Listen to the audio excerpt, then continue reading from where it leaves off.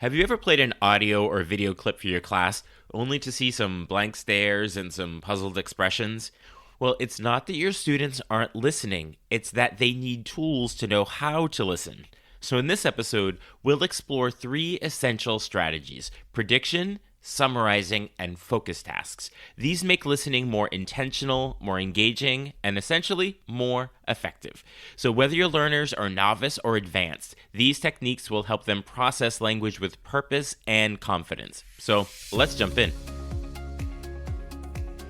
Whether you're planning your first lesson or celebrating your 20th year in the language classroom, I understand exactly where you are. I'm Joshua Cabral, and I'm also a language teacher in my 29th year of teaching. Now, I also have the opportunity to support schools and teachers all across the country who are working towards increasing proficiency and building confidence in their students. This is the World Language Classroom Podcast, with over 200 episodes of practical strategies tested in real classrooms just like yours and mine. So let's jump in. Vamos, allons-y. Hello, my friends. Bonjour, mes amis. Hola, mis amigos. Welcome to the World Language Classroom Podcast. I am Joshua Cabral, and thank you, as always, for spending time with me here on the podcast. I know you are an incredible language teacher because you're going that extra step, that extra mile to look at your teaching, to be introspective, to hear new ideas, and to reconsider what you're doing in the classroom. Maybe you're confidently on the right track, and that is great to hear and to learn, or maybe you want to change some things up based on what you hear. Whatever those things are, it makes you an incredibly effective teacher because you are here and you are open to these discussions. So thank you so much for hanging out with me here on the podcast. So today we're going to talk about listening and listening skills and teaching students how to listen. Now, often when we talk about listening, this involves watching a video, maybe listening to a clip that's audio from a podcast or something like that. But essentially, it is providing these opportunities for students to listen. And what do we do with that? So sometimes that's where it is. It's just they listen and then tell me what you understood. And that can sometimes work if you have very, very advanced students, but typically we're working with students that are a little less advanced than that, and so we really need to teach them how to listen. And this is sometimes a forgotten skill that we do in the classroom when we focus so much on speaking and on writing, but when it comes to listening, there are some concrete techniques and strategies that we can provide to our students so that they know how to listen. So you likely already know that listening and reading, but we'll talk about listening for this part, is really a foundational skill for language learning. We talk so much about comprehensible input, CI, and that could be listening or reading. So we know that it is foundational and so important in the language acquisition process. It's how students connect input to meaning. It's how they acquire vocabulary and internalize those language structures that they are reading or that they are hearing when they are listening. But there's a challenge that comes into any of this work that we do as teachers, and our focus is particularly on listening. So we'll look at what that listening challenge is when we're doing this comprehensible input and having students engage. And the challenge is that listening activities can sometimes just be this press play and hope that they get it, and learners get lost, they tune out, or they only catch surface level meaning. And that can be really challenging because they don't go into it with the skills of exactly what they're to be doing. So the good news in all of this is that we can change that with a few simple, intentional strategies that really do give students a reason to listen and a process for understanding. And that's really where we need to start. Now, sometimes they may have a reason for listening. There's a particular reason why we have them watching this clip or listening to this audio clip. But we don't always give them a process for understanding what they're listening to. And that's really where we need to make that bridge here. Now, CI is foundational, that reading and listening. And so we do this so much in our classrooms that it really warrants our attention to make sure that students have the skills to engage in this listening and reading comprehension. When it comes to listening, sometimes we can have this idea that it's this passive and not active activity because they are not actively providing output. So if you are doing writing, they are actively providing output in their writing. If they are doing interpersonal speaking, that's active because they are listening and then responding. So sometimes we can look at listening as passive because it doesn't have what looks like active output and intention in the process, but it actually is very active. And by making sure that students are engaging with what they are listening, that is what will change it from this perceived passive activity to an active activity. And this means that when students are able to predict what they might hear, and then also listen with a specific purpose and then summarize afterward, they're not just hearing the language passively, but they're processing it in real time. And that's essentially the framework that we'll be looking at. Are they able to predict what they might hear? Are they listening with a specific purpose? And are they able to summarize and have opportunities to summarize afterwards? That's what really processing looks like with students when they're listening. And that's what brings us from passive to true active engagement with what they're listening to. So this is going to build their comprehension, their retention, and their confidence, no matter the proficiency level. That confidence piece is so very important. Because when students are listening to something, they need to start from a place of confidence, because if they don't start there, then it's going to get pretty lost and they're going to get lost in the weeds of what they're listening to. But if they go in confident that they have a task, they have something that they are doing immediately as they are listening, then that's going to give them the confidence and something to latch onto. And as we look at this process and this whole framework, you don't have to overhaul your whole curriculum. You can continue to use the videos, the audio clips that you're already using with students, and then just layer these strategies on top of the listening activities you're already using. And what we do in the classroom, we refer to as performance. Now, we talk about teaching proficiency, teaching towards proficiency a lot in the classroom, but that's essentially not what is actually happening. In the classroom, we're teaching students to perform. It is performance that they're doing in the classroom, and it's not proficiency, because performance means that it is in a classroom setting, it has teacher support, there's skills behind it that are being honed and taught. That's what makes it performance. Proficiency is what happens in the real world outside of your classroom. Once they've acquired those skills and they put them into use, that is their true proficiency level.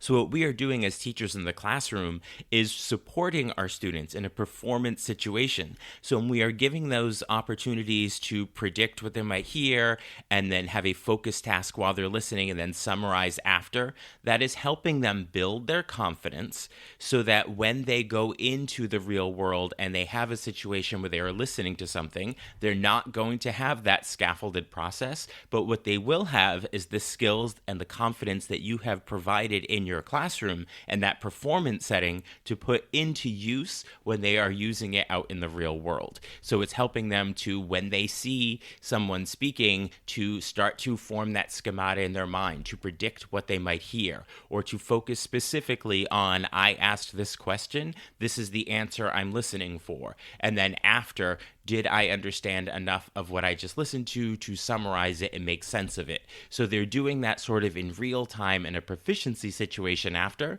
but what we're doing in the classroom is providing them that framework and that skill so that they almost are doing it subconsciously when they are out in the real world in a proficiency situation. And it's also essentially teaching them that they don't need to understand everything to understand the meaning and the gist. So we have to make sure that as we are supporting students in the classroom, that we're giving them true, authentic situations that mimic or mirror those situations that they'll have outside of the classroom and show, oh, I can understand the meaning. I can get the gist and the information that I need without having understood every single part of the language that I just listened to, or because of the speed of it, or for whatever reason. So we're building that confidence in the classroom so that they can then transfer that skill into true proficiency experiences outside of the classroom. So let's look at some of these strategies that we can be doing in our performance classroom.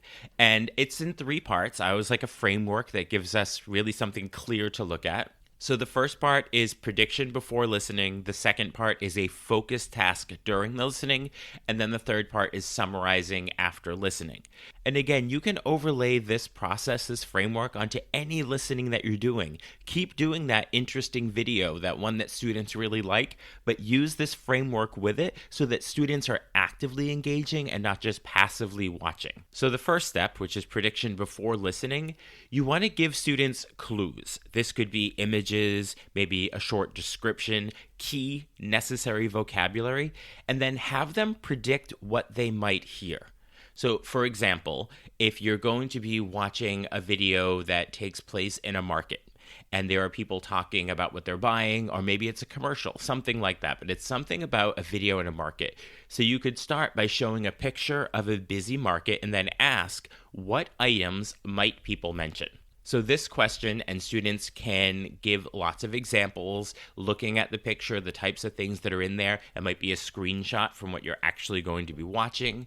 You might watch a little bit of it without the sound and see, what do you think people are talking about here based on where they are, what they're holding. So have them predict what that language is in advance. And this is going to prime their brains, our students' brains, to listen for meaning instead of feeling overwhelmed by every unknown word.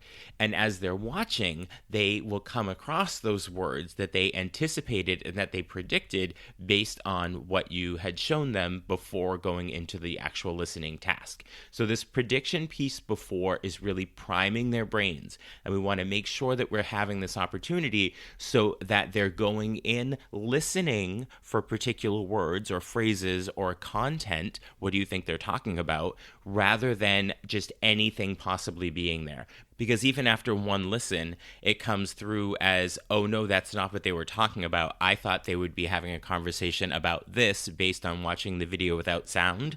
What that tells us is they understood enough of the video to know that they were not talking about the expected topic. So then you can do a second listen where they're looking for the actual topic that they're listening to. But that whole predicting process before is going to help them to anticipate language and then to confirm or see that that's not the language that's in there. And then the second part of the process is our focus tasks during the listening.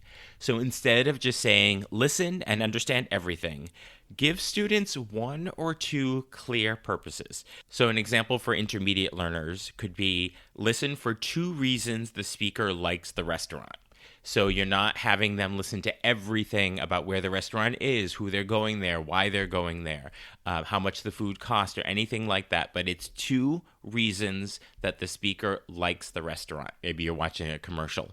So what this does is it reduces the cognitive load on students, that they have to understand everything and process all the language that they're hearing at once. So it reduces that so that it boosts their sense of success. So they're only listening for that particular information. Now, you could do multiple viewings of it and then change each time what they're listening for, but each time is only going to be one specific task, so that it's reducing that cognitive load. So we started with our prediction task, where students are having these clues with images and short descriptions so they can anticipate the language. And you can do that through images or maybe screenshots or just topics in general, and have them produce language and vocabulary or structures or topics that they might hear. And then during our focus task, we want to make sure that they are listening for a reason and make it very specific. Listen for the 2 reasons. Listen for why, she, whatever. So give it a very specific task and watch several times, and each time it's a different task. And then the last time through, you could have them summarize all of the information, which is the third part. So here we want to summarize after listening. So we want to have students share key points, either orally or in writing, using language at their proficiency level. So an example for more advanced students might be to summarize the speaker's opinion and supporting points in 3 sentences, whether they are saying that in speaking or in a quick writing. But this is going to reinforce their comprehension And it makes sure that that input is not passive, but they are going to actively engage with that input and provide output. So having them share key points, whether that is at this advanced level where they're writing an actual summary in a couple of sentences or saying a summary, but even at a novice level, intermediate level, you can have them share those key points. Like as we mentioned earlier with the market and prediction, this is the topic they were talking about. These are the things that they purchased. And they're going to have the visuals to help with the language as well. And if you go back to your focus task where we talked about what are those 2 reasons that the speaker likes the restaurant, then the summarizing is providing what those reasons are based on what they heard. So you have this whole framework of prediction before, focus task during, and then the summarizing after. And this is what is going to take what can be perceived as a passive listening activity and truly make it active for students. So if you're thinking that you love these ideas, but how do you design them for different levels and keep them aligned with proficiency goals, I just want to recommend to you my Ready for Tomorrow Quick Win PD course, which is titled Build Strong Listening Skills Through Prediction, Summarizing, and Focused Tasks. So in this course, it takes all of the ideas we just talked about and it goes a little deeper, it goes further so that you can use them directly in your classroom. In the course, you'll learn how to design listening tasks that engage students before, during, and after the listening. You'll also see ways to use prediction, summarizing, and focus tasks to boost comprehension and retention. And then finally, how to create proficiency-aligned listening activities for all levels, novice, intermediate, and advanced learners. So within each course, which is only $10, you get a complete audio walkthrough where I talk you through all of the notes that are on a sheet that you can print out, along with a reflection task for your own classroom. And then there are real classroom examples that you can use tomorrow at each proficiency level, novice, intermediate, and advanced. Then there's a planning template that you can use again and again to use this framework in your classroom. And then finally, there's a personalized certificate of completion for your PD records, and I provide concrete feedback on the lesson idea that you provide as part of the certificate questions, which are quick and easy, that you just do it on a Google form, and I get it, and I read through what your lesson plan might be. I provide you some feedback along with the certificate.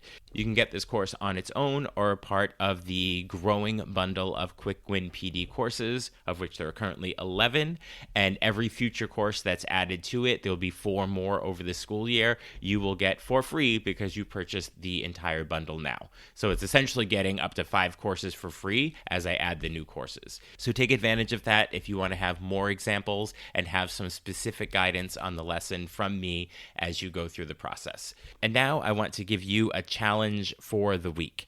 So pick one listening activity that you already do.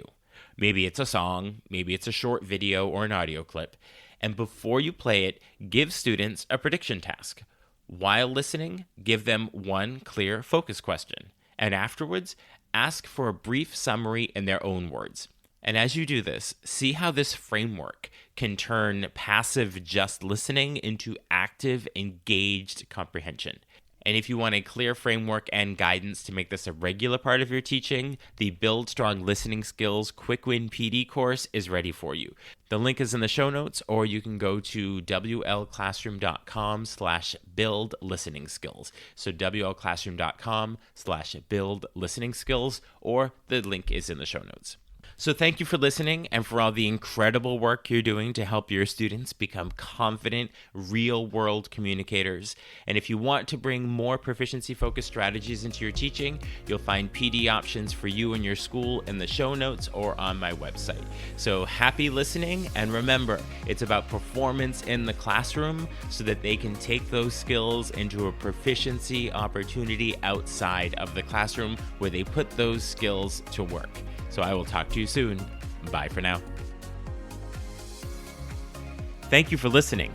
Be sure to follow or subscribe so you don't miss a single episode. And let's stay connected on social media. You can find me at WL Classroom pretty much everywhere. You'll also find lots of ideas, suggestions, and resources on my website, wlclassroom.com.